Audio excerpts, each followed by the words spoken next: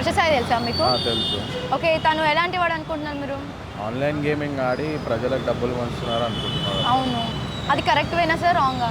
Wrong way కదమ్మా. ప్రజలకి డబ్బులు పంచేది ఉంటే సొంత డబ్బు పంచాలి అని చెప్పి ఆన్లైన్ అమౌంట్ ఆన్లైన్లో బెట్టింగ్ చేసి ఇంకా పిల్లలను కూడా తప్పు కదా. ఇంకా అవును సార్, యూత్ కూడా చాలా తప్పు కదా అది. అవును సార్, బట్ మీరు అలా అంటున్నారు కరెక్టే. మరి వేరే వాళ్ళు కూడా అలానే చేసి డబ్బులు సంపాదించి వాళ్ళు బ్యాక్గ్రౌండ్ అంతా పెంచుకుంటున్నారు కదా మొత్తం ఆ డబ్బులతో. కేవలం అదొక ఇన్స్టాగ్రామ్ రీల్స్ వ్యూస్ కోసం అదొక రాంగ్ వే, అది తప్పు. అది ఓకే, అయితే మీరు సపోర్ట్ చేయరు ఇలాంటివి? తప్పు. బట్ అలా హెల్ప్ చేయడం వాళ్ళు చాలా రేర్గా ఉన్నారు కదా సార్. తను బాగా హెల్ప్ చేస్తుంది కదా.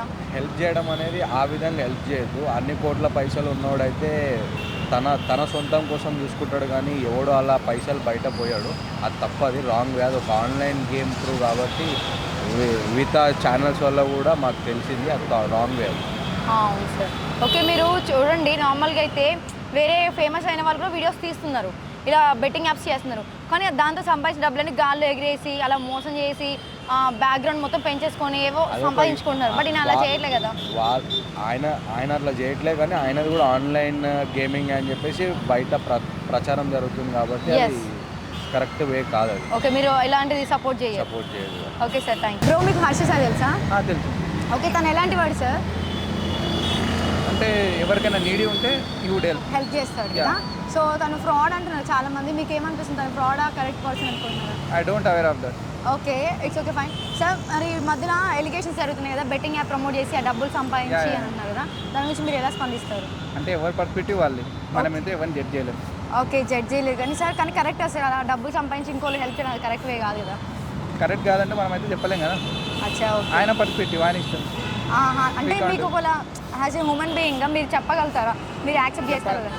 యాక్సెప్ట్ చేయగలుగుతారా అంటే ఇప్పుడు ప్రతిదీ బయట నడుస్తుంటుంది, మంచి చెడు అన్నీ ఉంటాయి. అవును, మన పాయింట్ ఆఫ్ వ్యూ ఉంటుంది, మనం ఏది తీసుకుంటే అది.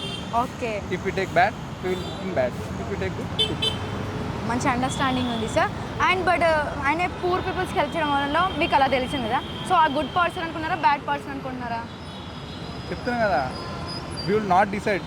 ఎవరైనా సరే గుడ్ బ్యాడ్ అని ఉండరు, సిచ్యువేషన్ ప్రకారంగా మారుతారు. ప్రతి ఒక్కరు ఒకరే ఉంటారు. వాళ్ళు ఏంటంటే సిచ్యువేషన్ కనబడితే మనకు మంచి హెల్ప్ చేస్తే మంచోళ్ళు, ఆ సిచ్యువేషన్కి హెల్ప్ చేయకుంటే చెడ్డు. అవును సార్, మీరు సపోర్ట్ చేస్తారా హర్ష సాయికి? సపోర్ట్ చేస్తానండి. ఓకే బ్రో, మీకు హర్ష సాయి తెలుసా? తెలుసు. ఓకే, తను ఎలాంటి వాడు? అందరికి బాగానే హెల్ప్ చేస్తుంటాడు బయట. ఓకే, మీరు ఎక్కడ చూస్తారు సార్ తనని?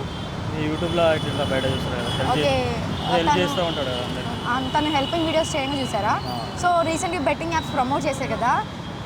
బెట్టింగ్ యాప్ గురించి అంత తెలియదు నాకు. అవి డబ్బులు సంపాదించి అవి ఫ్రాడ్ చేశారంట, మీకు అవి ఐడియా ఉందా? అంతా ఐడియా లేదు, మరి అట్లా చేయడం కరెక్ట్ కాదంట. ఓకే సార్, మీకు వీడియోస్ ఒకసారి వాచ్ చేయండి, మీకు క్లారిటీ తెలుస్తుంది. బట్ ఓల్డ్ వీడియోస్ చూసారా మీరు? చాలా గ్యాప్లో చూసిన. అచ్చా, ఓకే, అప్పుడు బాగా హెల్ప్ చేస్తుండే కదా, సో ఆ వీడియోస్ చూసి ఉంటారు. సో అప్పుడు దాన్ని బట్టి మీకు ఏమర్థమైంది సార్ ఎలాంటి వాడు అనుకుంటున్నారు? అదే మంచి చేస్తే మంచిదే కదా అందరికీ. Okay sir.